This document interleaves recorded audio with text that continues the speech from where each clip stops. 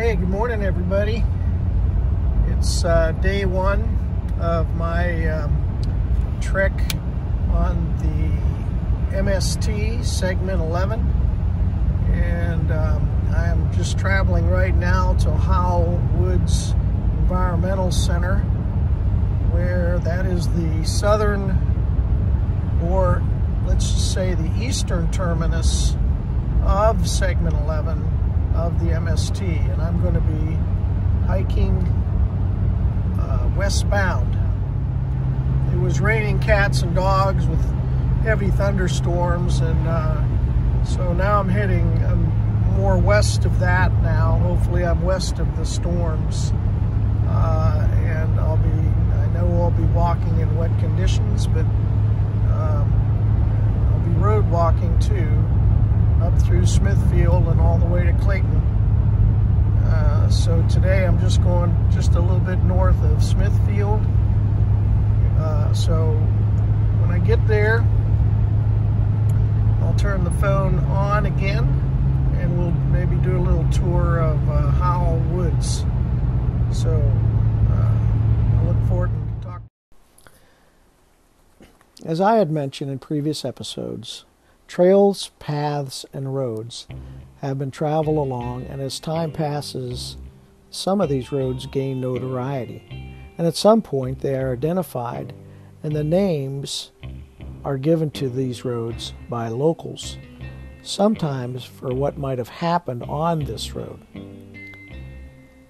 Devil's Racetrack may have been named by a tale that supposedly happened a long time ago on this road in its infancy. There is one tale that's brief and not much information about, and it was that Devil's Racetrack was known because there were a lot of gambling houses and drinking houses and whorehouses that were up and down this road. There might have even have been a racetrack. So walking along here, I'm going to try to tell you the other tale about Devil's Racetrack. As most roads are built and developed, often there are creeks, ditches, and culverts that need bridges in order for buggies, wagons, horses, and now cars to travel over. So the bridges would need to be built. Early on, it was the responsibility of the local farmers to build these bridges. Now, as this story goes about Devil's Racetrack, there were two brothers, George and Jeb Bynum, who had a farm along this road, and they built one of these bridges. These particular brothers, though, were known for being lazy, greedy, and mean. They decided to charge a toll for their bridge. They each took their turn daily to watch for travelers along the road. One would work on the farm, and the other one would be the toll keeper. Any traveler who came to this bridge would really have no choice but to pay this toll, because if not, George and Jeb would force them to turn around, and this would add days or weeks to their journey. So they paid up, making their scheme quite profitable. One dark, stormy, and cold October day, it was Jeb's turn to watch the bridge. It was getting late, and Jeb was on horseback watching the bridge. He was getting anxious to get home, to get warm, and to eat a hot meal. George came up and said, "Jeb, we probably won't see another soul today to cross. Why don't you go back to the cabin and we'll call it a day?" However, before he could finish his sentence, they both heard over the rain the faint sound of the creaking of a wagon coming up the road. So in their greed, they decided to wait for this one last victim. Then around the bend, they saw an old mare that looked as if it should have died years ago, and it was pulling a creaky, decrepit wagon. And at the reins they saw an old woman whose elderly hands barely had a grip, and she had cold, dark eyes. As Jeb and George approached the bridge, Jeb yelled, "Halt! Before you can cross our bridge, you have to pay a price." The old woman looked up at him with these cold black eyes and made him shiver, and said to him in a slow, quivering voice, "Let me pass." Jeb was aghast and said to George, "She thinks she should pass without paying our price." George sallied up to the side of her wagon and began to rummage through it and said, "Well, if you won't pay up, we will just take something from you as payment." The old woman grabbed his arm, and he felt a feeling of fire and ice at the same time, and he snatched his arm back. The old woman said again, "Let me pass." Jeb began to unharness the old mare and said, "We will just take her horse in payment, and she can pull the wagon herself." Just as Jeb undid the last buckle, his horse got spooked, and it started to bolt down the road around the bend as fast as could be. George, seeing his brother's horse take off, and knowing the road was unsafe in its twists and turns and in wet conditions, he gave chase to try and save his brother. He rode hard trying to catch him when he heard something over the wind and the rain. He glanced around only to see the old woman's mare, to his surprise, racing after him and gaining on him. But this horse was not the same. Its eyes were glowing red. Its mane and tail were ablaze with fire. It flew past George and disappeared around the bend. Then George heard a loud scream. Rounding the bend, he pulled up on his own reins, coming to a complete stop. The bridge over the creek had been washed away, and he saw Jeb's horse standing there. But the old woman's horse was nowhere to be seen. As he looked down in the creek, a lightning flash lit up the water, and he saw a hand reaching out. And then it was gone. Just then, over the sound of the thunder, the wind and the rain, he heard a voice. "I said to let me pass. Now you have to pay my price." George grabbed the reins of Jeb's horse and took off home.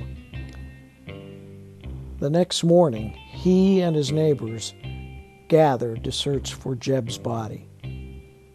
But it was nowhere to be found, and no one has ever seen the old woman, her horse, or wagon. All who heard the story dubbed the road Devil's Racetrack because George and Jeb Bynum raced the devil's own horse. So that's the story of how Devil's Racetrack got its name. As far-fetched as it sounds. Hey everybody, I'm crossing over 95, westbound Mountain Sea Trail.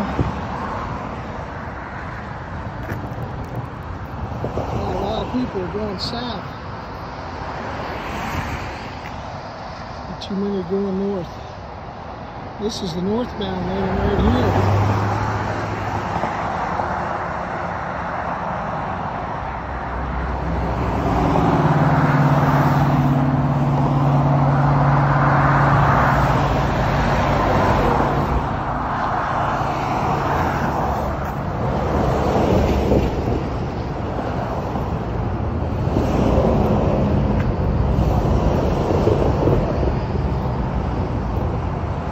Okey-dokey.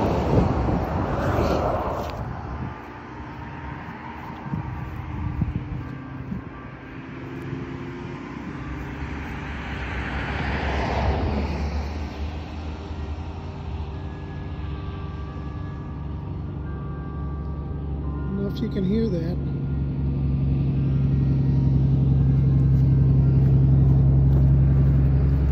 Above the roar of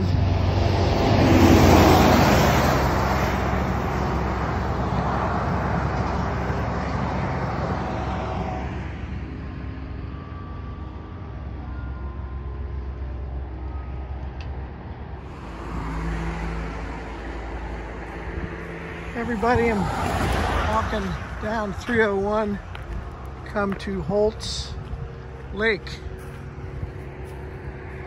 Looks like a lot of nice houses along the lake here. A lot of traffic on this road here.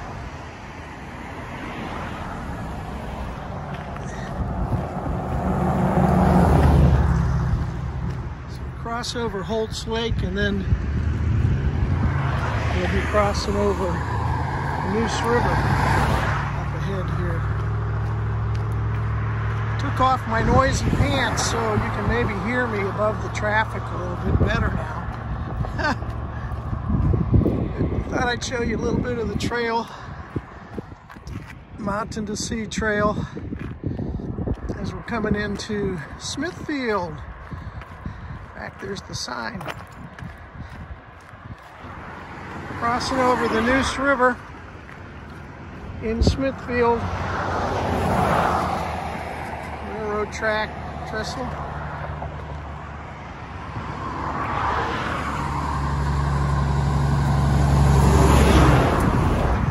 Well, this 301 is a busy road, my gosh.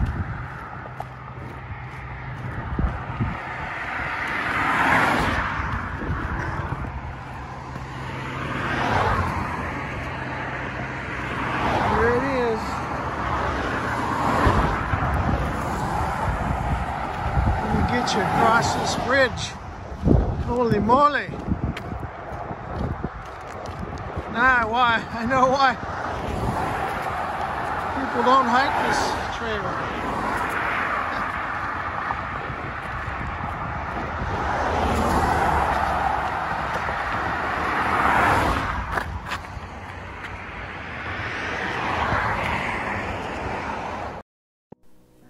After you cross the Neuse River on Route 301 and you're getting closer to Smithfield, you will pass multiple businesses, including this large warehouse. There were several of these, and as I understand, they used to be tobacco storage buildings. However, this area no longer sees large crops of tobacco. These warehouses have been turned into flea markets and other types of storage facilities. Also along the way, there's not many public facilities to be able to use the bathroom. So I ducked in here and a nice gentleman allowed me to use his. When you finally arrive in town, the Buffalo Creek Greenway begins along the Neuse River. I decided to take a lunch break and walked into town on the main drag. Quickly, you're in front of the Johnston County Courthouse. This courthouse has some rich Civil War history. One of the very last battles fought in North Carolina was in Bentonville, just south of here. General William T. Sherman's Union Army occupied Smithfield, and he was staying in the courthouse when he received a telegram delivered by two junior officers on April 12, 1865, that Robert E. Lee had surrendered at Appomattox Courthouse in Virginia. The war was over.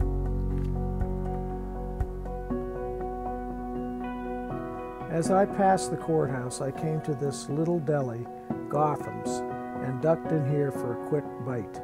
Boy, was I glad to sit for a while. Hey everybody, I'm at the best deli in North Carolina, Gotham's, which is right along the main street of Smithfield, right up from the trail. Sure love baseball here, as you can see, and other sports.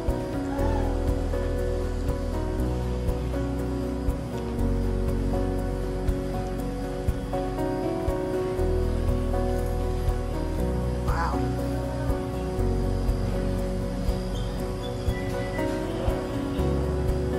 They must be from New York City.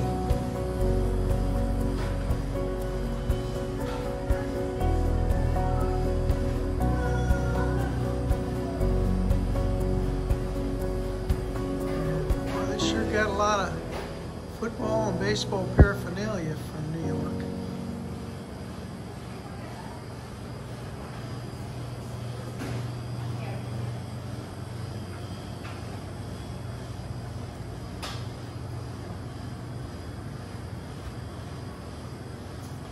Are y'all from New York? My dad is. He's from Long Island. Oh, wow. Yeah. Cool. You guys know you're right along the Mountain to Sea Trail, right? Oh, I didn't know that. Yeah. You need to make a note of that. Under Highway 70 on the Greenway in Smithfield. Biltmore House. Okay.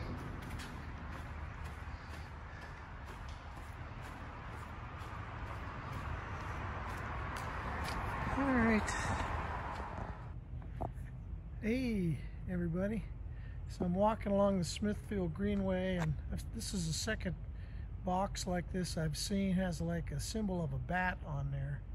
So I'm wondering if that's something for bats. But if anybody knows out there, please leave a comment. Thanks. Hey everybody, I'm getting to the end of the Buffalo Greenway and up to the Smithfield Recreational Community Center and Aquatic Center. And where I hit this T, I'm going to make a left according to the guide and take it around, and I will be at my destination for today and be able to meet. Hey. How you doing, man? Good, how are you? It's good.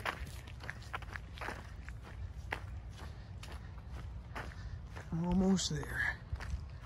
That's the end of it, Buffalo Creek Greenaway. That's where we came from. This is where we're going. Now this just goes around, and then I'll get the camera back out as soon as I get there. Okay, I have made it to the Smithfield Recreation Aquatic Center.